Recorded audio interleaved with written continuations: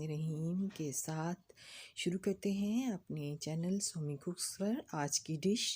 आज हम जो खाना बना रहे हैं आपके लिए वो है बीफ पुलाव। बहुत ही मज़े का लजीज जायके वाला बीफ पुलाव और बड़े ही आसान से तरीके से हम बनाएंगे। हमारा रिवायती खाना है। बीफ पुलाव बहुत मज़े का बनता है, इसके लिए हमने बोनलेस बीफ लिया है और उसको बहुत छोटी छोटी बोटियों में हमने काटा है। 1 किलो के करीब हमने बीफ को लेकर हमने इसे पहले गला लिया है लहसुन के 10 जवे और पानी और थोड़ा सा हल्दी और नमक के साथ हमने इसको तकरीबन 4 गिलास पानी में गला लिया था।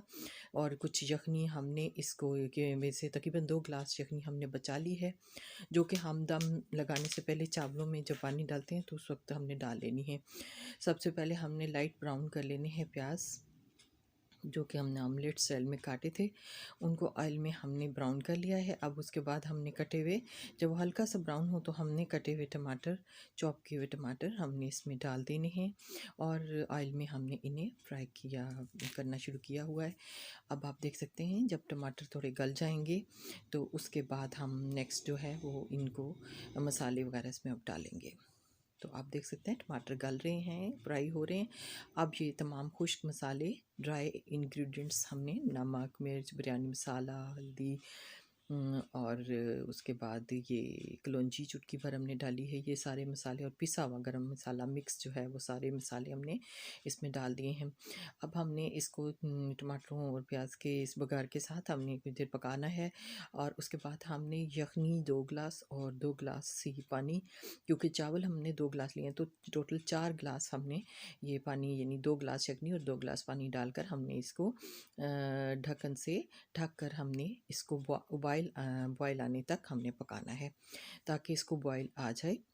क्योंकि गोश्त तो हमने पहले से गला गोश्त को भी पका रखा हुआ है, डाल देना है और चावल हमने पहले से भिगो कर रखे हुए थे। अब ये भीगे हुए चावल जो हैं वो हमने इसमें डाल दिए हैं। हुआ जो गोश्त है वो भी हमने इसमें इस वक्त डाल देना है।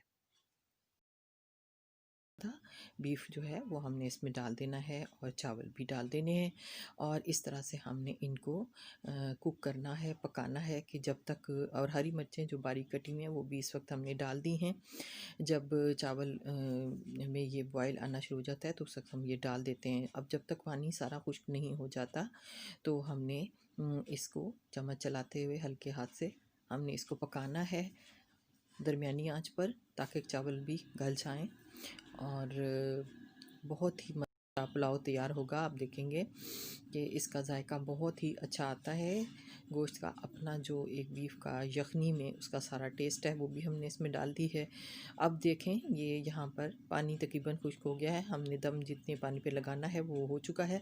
अब हमने ज़रदा रंग जो थोड़े पानी में घोल लिया था वो ऊपर से डाल दिया है चावलों पे और अब हमने ढक्कन लगा के दम पर रख देना है हल्की आंच पर। 15 मिनट तक हम जो है वो यहाँ पर इसको दम पर पकाएंगे 15 मिनट्स तक, बिल्कुल हल्की आंच पर। आप चाहें तो नीचे दम लगाने से पहले नीचे पतीले के कोई पुराना तवा रख लें और उस पर रख के दम लगाएं तो चावल नीचे से लगेंगे नहीं।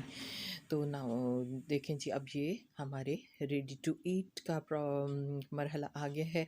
अब आप देख सकते हैं गर्मा गर्म ये बीफ पुलाव तैयार है और इसमें आप देख सकते हैं कि धुएं उठ रहे हैं और चावल कितने खिले खिले से निखरे से पके हैं। लेकिन आपने एक बार हल्के हाथ से चम्मच को नीचे से, आपने बिल्कुल नीचे से पतीले के इस तरह से ऊपर की तरफ हल्का सा हिलाना है चम्मच से चावलों को, ताकि उनमें से स्टीम जो है एक्स्ट्रा वो निकल जाए और चावल जो हैं वो उनमें जो हमने ज़रदा रंग डाला है, सफ़ेद और ज़रदा रंग वाले चावल मिक्स हो जाएं।